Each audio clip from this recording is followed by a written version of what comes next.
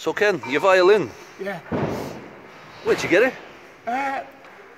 From a chap in Nottingham. He was quite a famous viola player, and I first met him when I was 11.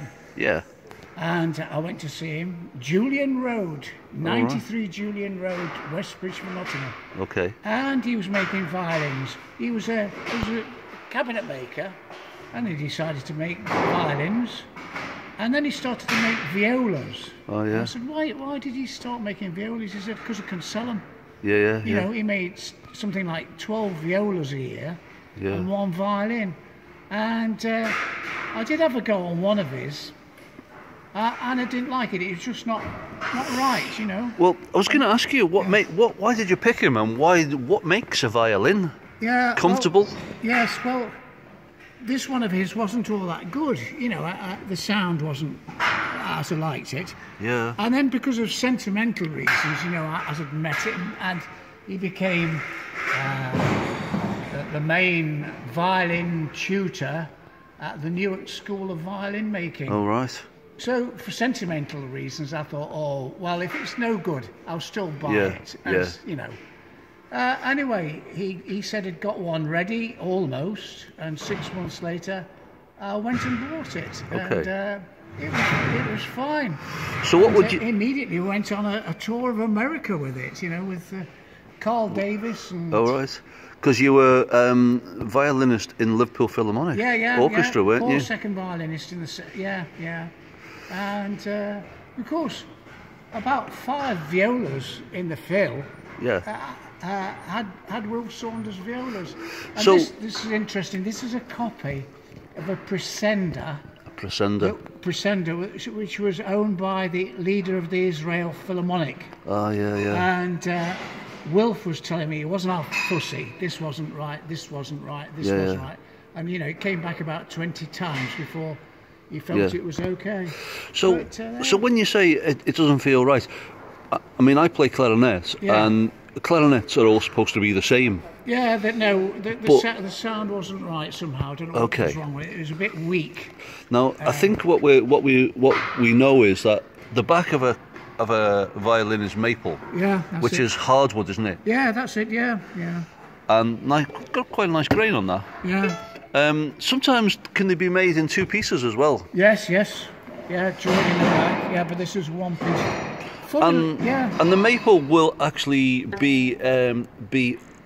will diffuse the sound horizontally. Well, I suppose this part and the ribs are the box. Yeah. Rather like the same as a guitar. Yeah. So they are hard. They hold. Yeah. The spruce. And the front is spruce. Belly. Yeah, probably, spruce, or obviously pianos are pine, but I think that's spruce. I tell you what, Wilf did. He had in Nottingham. There's a firm called Fitchett and Woolacott, importers of timber. Yeah. And the 2 guys there used to look for Wilf for a good timber. Yeah. And this was probably a load of wood that was destined to be glider manufacturing. Oh, right, So, you know, instead of going to a lot of trouble, it was sourced from locally. Do you know that tests have been done to say that the best wood for diffusing the sound would be balsa wood? Ah, yeah, probably. But the only thing is, it's not strong enough. No. And you could back it with plastic and things and that. But the thing is that for centuries, spruce has been found to be correct. You can't sort of better it, can you? No. It's what spruce and pine. You see, pine soundboards for harps, pianos, whatever. It's that. Funny enough, there's a piano. I was just thinking about it last night. There's a piano used to belong to the Prime Minister, Lloyd George, and it's in his birthplace in North Wales. And of course, it's split. The pine soundboard is gone. Yeah. Split, damaged, and of course it's too expensive.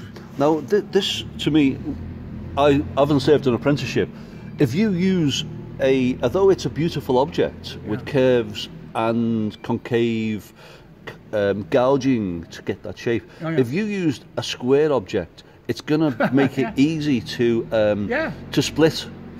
the curvature and the what you call these these that's the bouts, that's the ribs. The bouts and the ribs. That shape, yeah, the help ribs. to stop it splitting, to give it strength. Yeah, yeah. So it gets the longitude of being able to last. Yeah, yeah.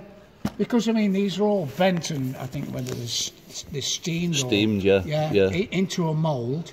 And the neck's nice as well, isn't it? That's a nice piece of wood. Yeah, yeah. So I mean, that's what's that weight made of? That, I think that's the same as this. So that's maple, yeah. They do use maple sometimes. And sycamore.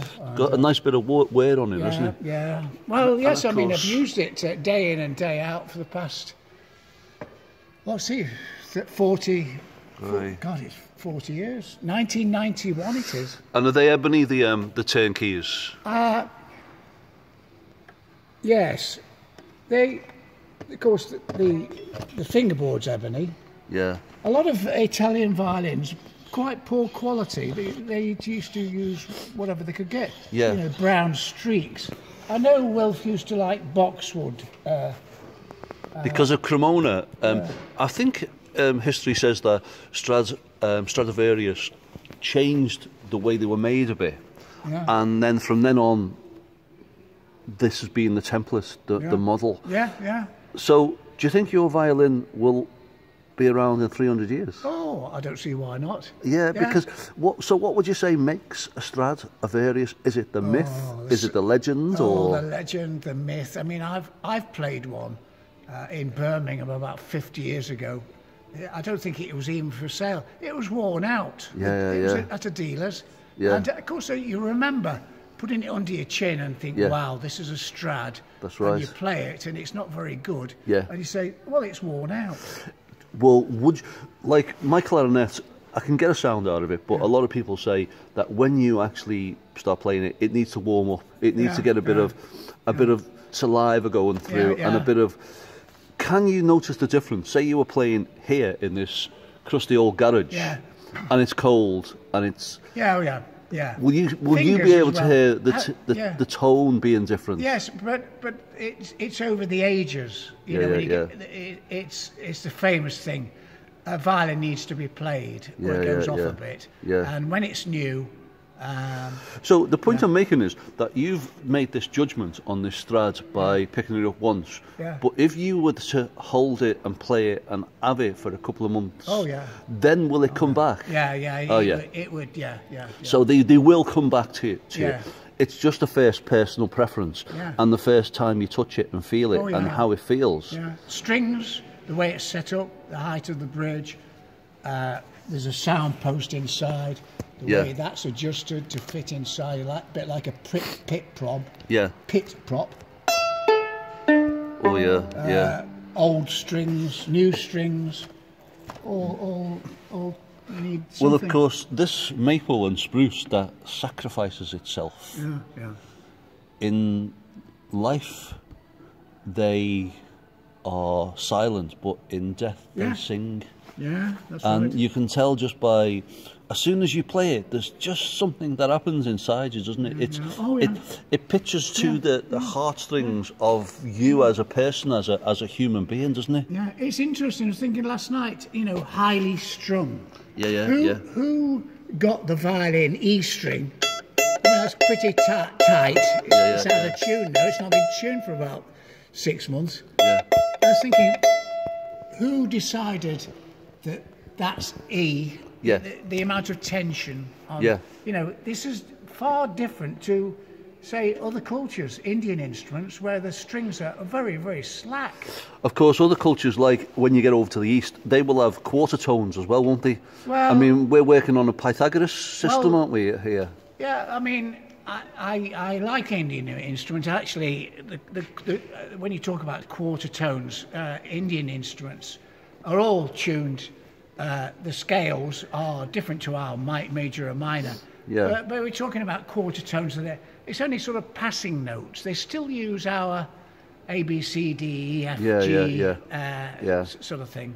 And it's the way a lot of sympathetic strings are used as well. Well, that's just me thinking is how we formed these scales and how they resonate with inside us. Oh yeah. and then they form an instrument that resonates inside us even more. You're talking about harmonics. It's fascinating. It is Pythagoras, halfway along. I haven't played this for years and years. Wait a minute, I don't even... Oh my goodness. So halfway along is a harmonic.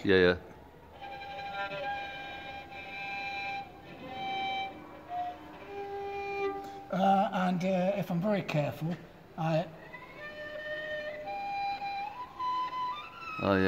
So are you doing one octave there as you?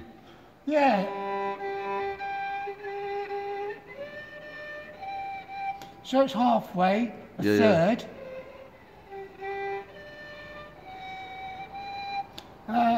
And as you say, Pythagoras, it's all a third, a quarter, an eighth, whatever, as you go up. So, what would you feel like? I know you're not professionally, you're retired from the orchestra now. So, while you were playing, what would you feel like if you lost your instrument? I'd be very upset if somebody stole it. Interesting enough, Wilf Saunders, the maker, of course, sadly no longer with us, his son is a dealer and maker and repairer in Vienna. All right. And I did get in touch with him, and he's got all his father's records, and of course the diary of this instrument, and all the dimensions and all about it, and probably where the wood came from. So if I was to sell it, I think it would have to go to him. So what it's got like a history. It's got like your history in it, and of course your DNA is within this, and you're part of the history of the instrument. It's frightening to think that I'm going to be dead and somebody else is going to be playing this. It is frightening. And when you think of all the notes it's played over. And the concerts, and big tunes as well at the Philharmonic. And rehearsals. Now, here's one. I came into a rehearsal one day and I had a sweater on, and it was slightly, I think it was wet with rain. And you can see a pattern of where, you hold the violin like that. So your all your use is tied up in this. You can see the sweater that is wearing it, and that's a bit of, it's patina, isn't it? Or patina. Well, do you know, Ken, it's got the same patina of you, Ken. It has really, Violinist in the Philharmonic Orchestra. Thanks for letting me see it. I've really enjoyed talking about that. That's great. Thank you.